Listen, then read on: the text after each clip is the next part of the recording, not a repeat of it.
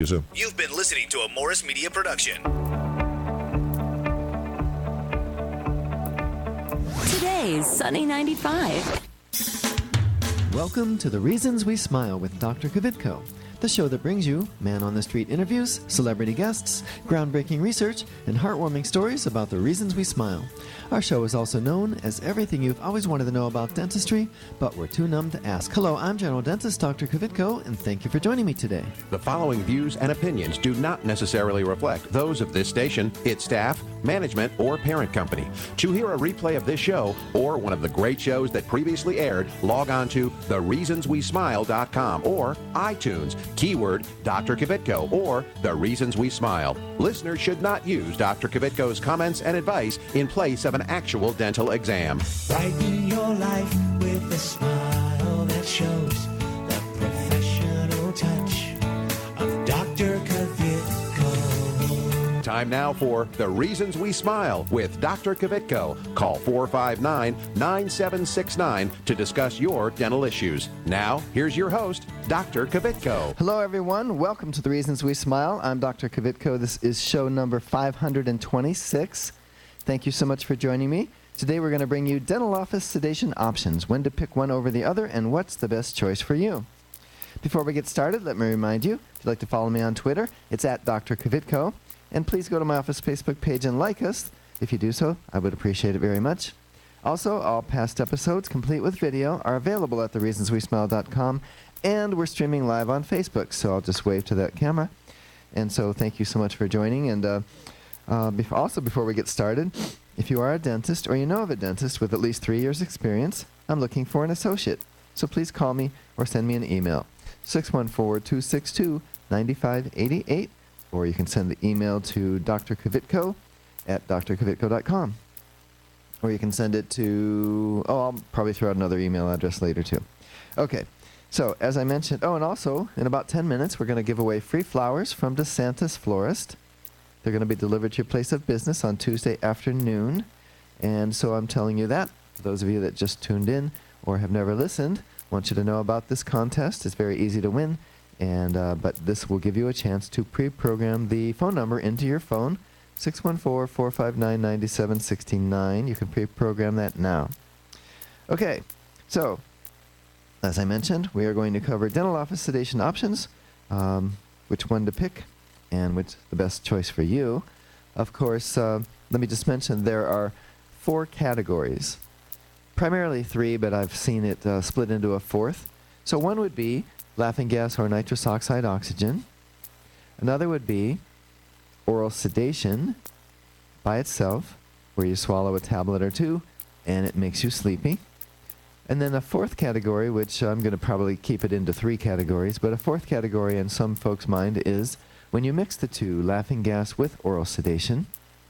And then another one would be intravenous sedation. Okay? So as far as I'm concerned, we're going to talk about laughing gas, oral sedation, and intravenous sedation, those 3.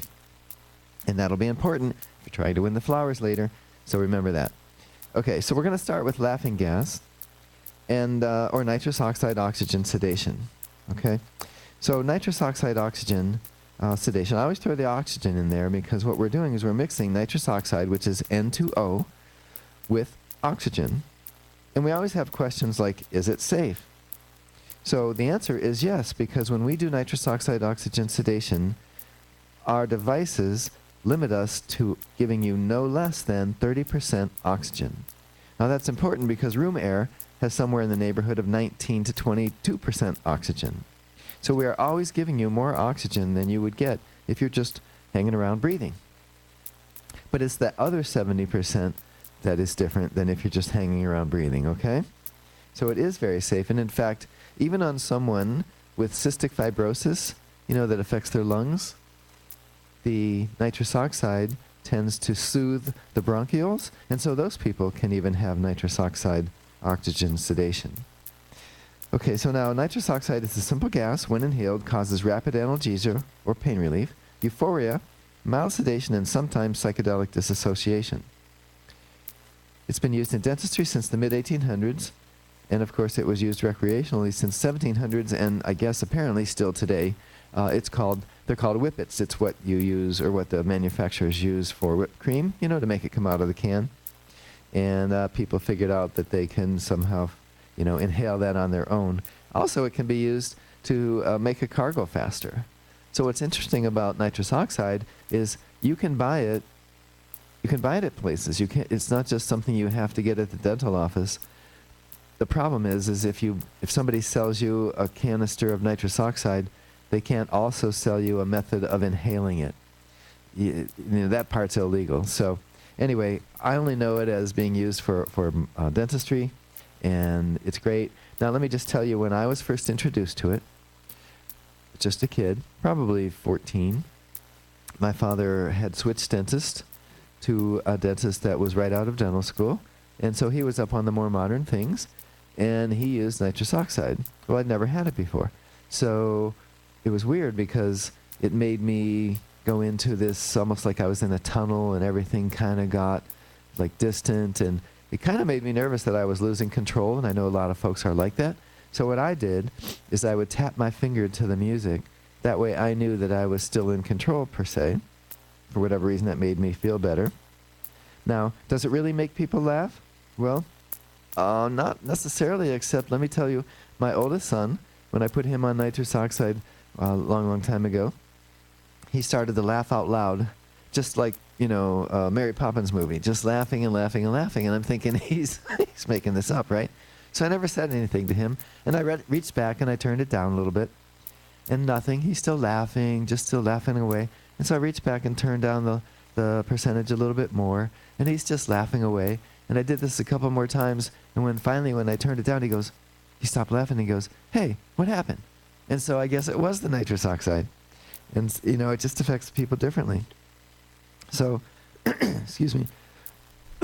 Now, sorry about that. I didn't actually swallow a fly. I just feel like I did. Now, another question I get is, well, if I'm on nitrous, why aren't you, the doctor, and you, the assistant, getting the effects of this? Why isn't everybody just all high by the end of the day, right, if we're using nitrous oxide in the office? Well, that's a very good question, but it has a very simple answer, which is, and it's by law, by the way, we use an evacuation system, a system that basically it's tied to our suction system, and it siphons off the gas that the person isn't inhaling and keeps it from filling the room. Okay, so that's a very good question. And does nitrous oxide have an odor? The answer to that is not really. Now, some people say it kind of does. I think they're just smelling the inside of the rubber mask that they're wearing over their nose, And also, is it safe for children? And the answer is yes. We can use it on children as well. We might use a lesser percentage, And what we like about nitrous is we can titrate it up, titrate it down. If we think that's not quite enough, we can turn it up, and we can turn it down as needed.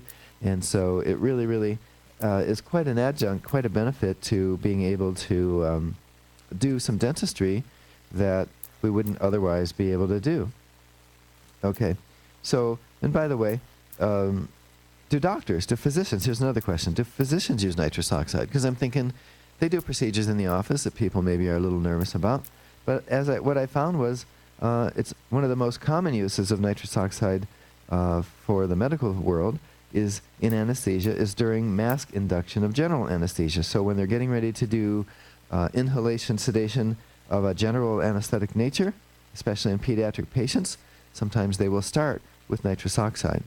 But I don't really know why they don't use it on more procedures. Seems like it'd be nice to have, let's say you're going to have a mole removed in the office or something that you thought was scary. And I don't really know the answer. I'll have to ask some of my doctor friends. Okay, so as we mentioned at the beginning of the show, there are 3 forms of sedation: laughing gas or nitrous oxide oxygen, also oral sedation, where you're given tablets to swallow, and then IV, conscious sedation, or intravenous sedation. And so again, that's going to be important when we do Dr. Kvitko's question of the day. So pretty soon what we're going to do is we're going to switch over to oral sedation. It's something that I find very helpful. And what I like about it, well, first of all, it just so happens that nitrous oxide sedation is less expensive than oral sedation. oral sedation is less expensive than intravenous sedation. And the reason is the requirements for education and continuing education to be able to do the various levels is more stringent. So, a dentist can do laughing gas or nitrous oxide sedation with no extra training beyond dental school. A dentist can also do oral sedation with no additional training beyond dental school, except if they don't have an IV sedation permit, then they can only give you one dose of the oral medication, and we'll have to hope that it works, basically. So if they've chosen wrong, maybe it's not enough. Well, so the question would be, what if I've been given oral sedation tablets, but I don't get sleepy? Well, in my office, I'm allowed to give you a little more. In an office without the IV sedation certification, they're not. And you can't cheat the system by saying, take this at home before you come, or, that sort of thing. And some offices do, and I think they're taking a chance there. But anyway.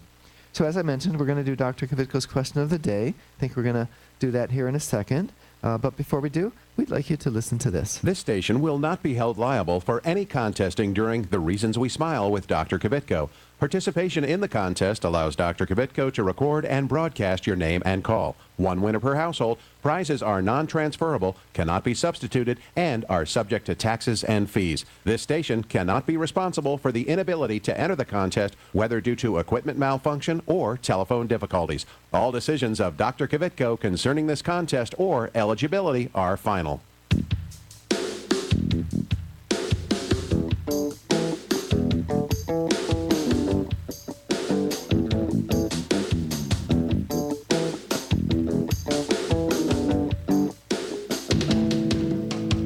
And now it's time for Dr. Kvitko's question of the day. All right, and remember, you're going to win free flowers from DeSantis Florist. They'll be delivered to your place of business this Tuesday afternoon. The question of the day is, today we're talking about sedation options in the dental office. There are three basic categories. What are they? A, nitrous oxide oxygen. B, oral sedation. C, intravenous sedation. Or D, all of the above. All right? The winner's going to receive those free flowers. The number to call is 614-459-9769. That's 614-459-9769. So go ahead and call now. You won't believe it though. I want to hear your mind. And there's nothing else in the world tonight. She said, people don't take the time. Hey, people don't take the time.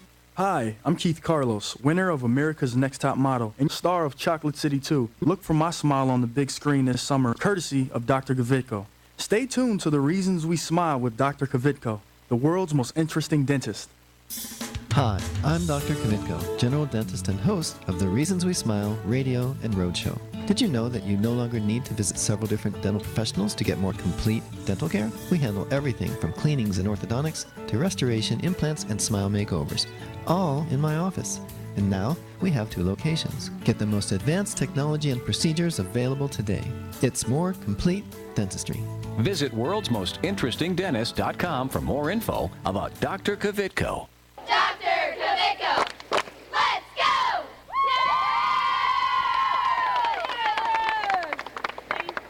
Hi, this is Richard Simmons. Dr. Kvitko's here, and he's going to help you with all of your problems. Are your teeth yellow? He can fix that. Are you missing a tooth? He can put a new one in. How is that? That's very good. Thank you, Richard.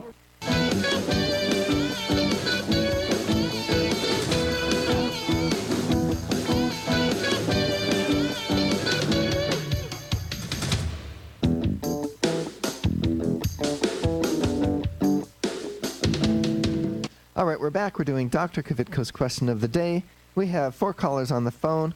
We have Karen, Sarah, Linda, and Anthony. And we flipped the coin during the break, and it came up Anthony. Hey, Anthony, how are you? Fantastic. How are you? I'm good, I'm good. Thank you for listening and for calling in. Do you have the answer? D, all of the above. Yes, that is correct. Anthony, what do you do for a living? Well, I am a machine operator. Cool. I used to be, my dad was a machine operator, and he showed me how to do a little bit of ID and OD grinding. Oh, very cool, very cool. I do plastic extrusion. Oh, okay. Okay. Well, hey, we need so many people like yourself. We really need the skilled trades, wouldn't you say? I fully agree with you. Yeah, he was a tool and die maker, worked at Chrysler, but he had this little part-time job on the side and brought me there to teach me. And we were doing aircraft landing gear, and he'd do one in like 5 minutes, and I think I spent all night just doing one because I was afraid to ruin it. Yeah, that's really cool. Our little shop, we're completely self-sufficient. We have all our tool and die, everything right there in the shop, and we make all of our tools. What's the name of the place?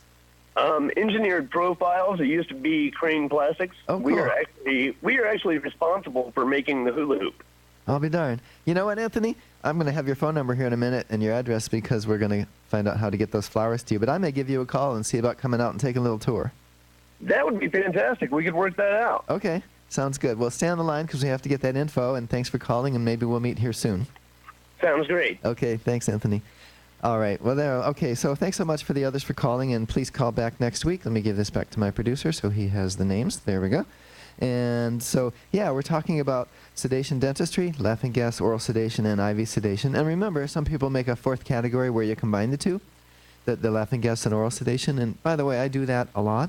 I combine those two because, again, if I give you something to swallow, then you're going to have a finite amount in your system. It's going to be at its highest level in about 15 minutes. But then, from that point, it's going to start to dissipate. Well, if I have a long appointment, and as it starts to dissipate, I might turn up the nitrous oxide. So I keep you at that same level throughout the entire visit. Okay? So, but again, you know, and you know what? So I get a lot of questions about this too. So is there a one-size-fits-all dosage for oral sedation? The answer is absolutely not. We definitely have to titrate it, cater it to each individual. You'd be amazed, though. It's not always the big burly guy gets more than the tiny little woman. Oftentimes it's the reverse. Somebody that's really tiny, like really thin, they're thin because they have a very high metabolism in a lot of instances, and so they need more drugs sometimes than the 300-pound linebacker. But you can't just assume the 300-pound linebacker is going to need a ton either. You know, you have to kind of go by their past history. I will tell you, if somebody has used recreational drugs, it takes more for me to get you sedated. Also, I get this question: what if I want oral sedation, but I can't swallow pills? Well, guess what? Got you on that one too. I keep on hand liquid versions of the medications. I think that's smart, right? I don't go through it that often, and I always have to, every year I buy new because it expires. But if you can't swallow pills, but you think oral sedation is something you'd like to do, I can do it at the office. Also, I think I already answered how long it takes for oral tablets to work. Typically what I'll do is I'll give somebody the pills, I wait 15 minutes, then I bring them back to the treatment room and I start the laughing gas, start the nitrous oxide oxygen. And in about 15 more minutes, they're pretty much there. Now I like to call the nitrous oxide, the laughing gas, I like to call that, the effect is a little bit like having had a couple beers if you're a beer drinker, or a couple glasses of wine if you're a wine drinker. And if you're neither like me, you just feel like a buzz, a little bit out of it. And oral sedation, and especially when I mix it with the laughing gas, I consider that, or I call that, la-la land. I've put you in la-la land, meaning you're just very happy. Everything makes you smile. Nothing seems to bother you at that moment. And so I think it's a really good state to be in. And while I was researching this show, information to bring you for this show, I came upon a quote. And I think it's really cool. It didn't mention whose quote it is. I'd love to give credit to whomever came up with it. But I'm telling you, it's not mine, but it might be my new mantra. And it's something to the effect of, let me see if I can actually find it rather than having to paraphrase. But it was, and I really think it's a cool way to look at it. Let's see, where is it? Well, I might have to paraphrase because I'm taking too long. Okay, so it's like, something like, instead of simply dreaming about a beautiful smile, how about dreaming while you're getting a beautiful smile? Isn't that good? Because that's what I feel like I do. I do a lot of my smile makeovers using sedation. Anywhere from, the makeovers oftentimes are at least the oral mixed with the laughing gas, but oftentimes they are also the IV sedation. So now here's another question I get. Are there certain procedures that I should consider using oral sedation? Well, the answer to that is, yeah, anything that scares you. So, if that means an extraction is scary, or having an implant placed is scary, or a root canal is scary, or be honest, some people, they're just afraid to come to the office. So that's scary. And so, somebody said, can I ask to be sedated for simple dental teeth cleaning appointments? And it's like, yeah. If you find that scary and you're not going to have those if you don't get some form of sedation, well, it's a lot healthier to be sedated and have your teeth cleaned on a regular basis and have your teeth fixed on a regular basis and be healthy your whole life than it would be to just stay away because you're like too embarrassed to ask to be sedated for something simple like a dental cleaning. And by the way, you can be IV sedated for something simple like a dental cleaning. And I do have people that do that.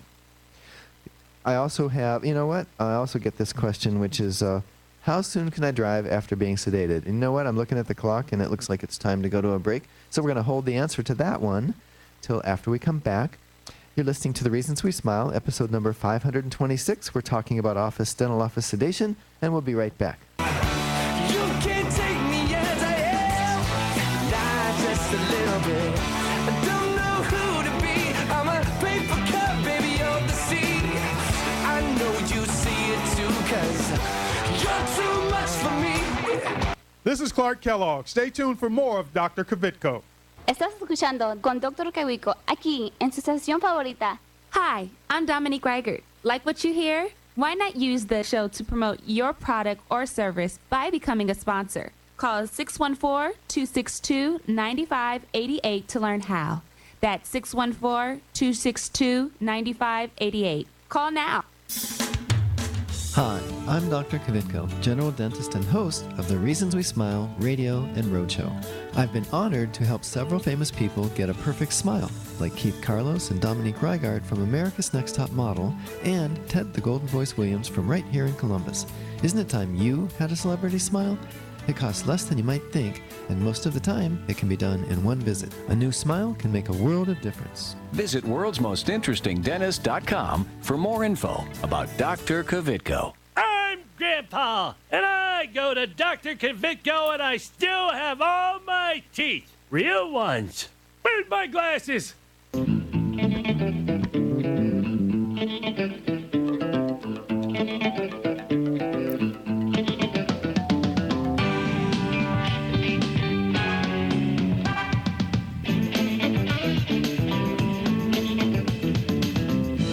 All right, if you're just joining us, I'm Dr. Kvitko. This is The Reasons We Smile with Dr. Kvitko. It's episode number 526. We're bringing you dental office sedation options, when to pick one over the other, and what's the best choice for you. So before the break, we were talking about how soon can you drive after being sedated, which is kind of like a follow-up to a question I had not yet mentioned I received, which is, if I'm sedated intravenously for dental care, how long afterwards will I be sleeping? Well, that depends on what medicine I use. And so, especially with IV, there's this medication called Versed, midazolam, which I can use, and that is actually short-acting. By the time the procedure's over, you're feeling like you weren't even under the spell, so to speak. But but I tend to do longer appointments, and I kind of want people, and a lot of the appointments do involve root canals and extractions and that sort of thing.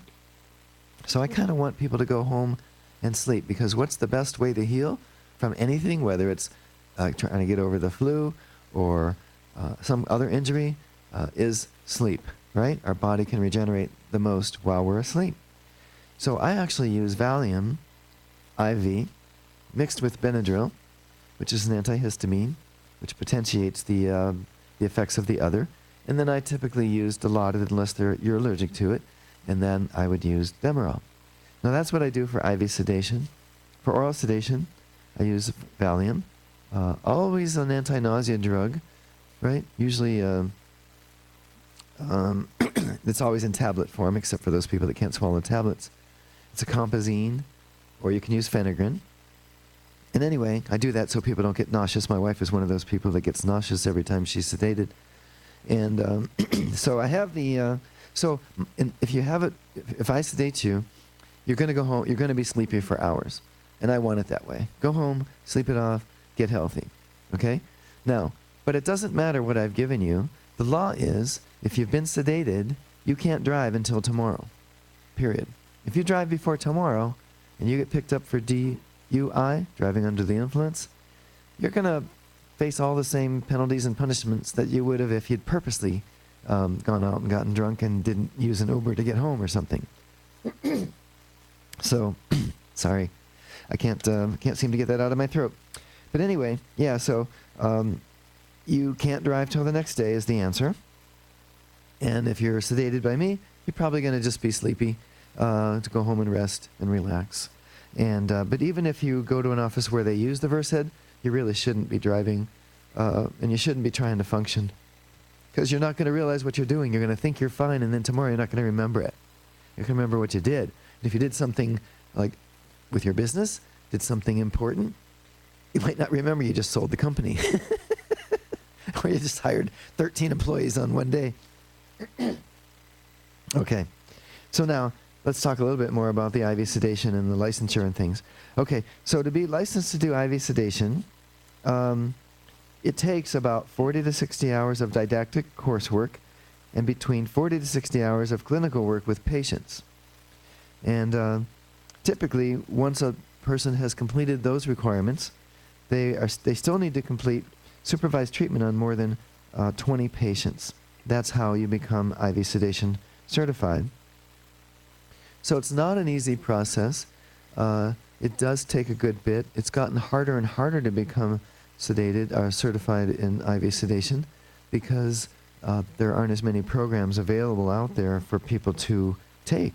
And in a lot of cases, it requires that the dentist close their office and go to, say, Philadelphia or Pittsburgh or someplace, maybe out in California or Florida. There just doesn't seem to be a lot of options, especially right here in Ohio. Dental students at OSU are able to obtain training. If they take an elective and they do the coursework, they can oftentimes graduate being IV sedation certified. But if they don't graduate, there used to be one in the Dayton area. I'm sorry, if they don't graduate with the certification, then they have to find it on their own. There used to be one in the Dayton area, but that gentleman retired, so it's gotten harder and harder. And so it's harder to find a dentist that can do this, and I can promise you there are people that can't have their dental care without it.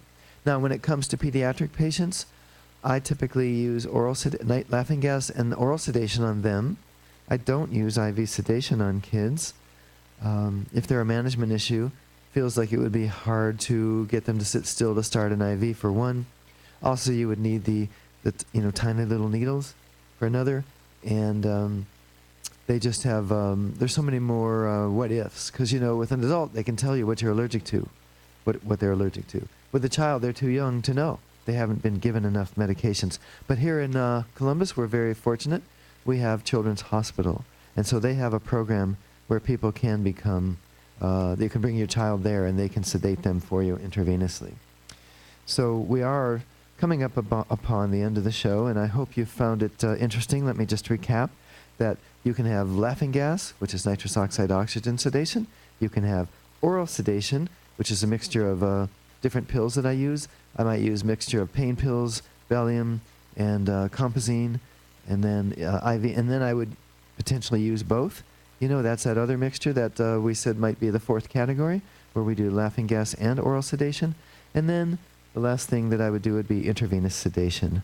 And it works great, folks, and it helps me do a lot of great things for a lot of people. And maybe you'll become one of them. Okay, well, looks like that's all the time we have. Remember, I am looking for another dentist, so please call my office at 614-262-9588. And you can send me an email to bkvitko@aol.com. Don't forget to follow me on Twitter at Dr. Kvitko, and go to my office Facebook page and like us. It's Dr. Kvitko and Associates.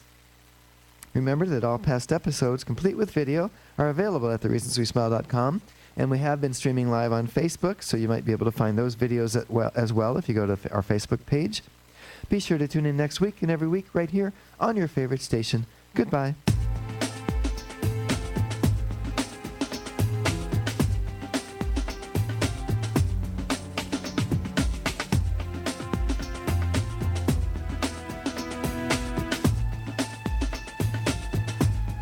This is Carly Red from Love and Hip Hop Atlanta, the hit show on VH1, urging you to tune in next week with my dentist, Dr. Kvitko. If you're interested in learning more about this and other dental health topics, go to thereasonswesmile.com to access full episodes of Dr. Kvitko's show. If you'd like Dr. Kvitko, the world's most interesting dentist, to speak at your next event, please call 614-262-9588. That's 614-262-9588.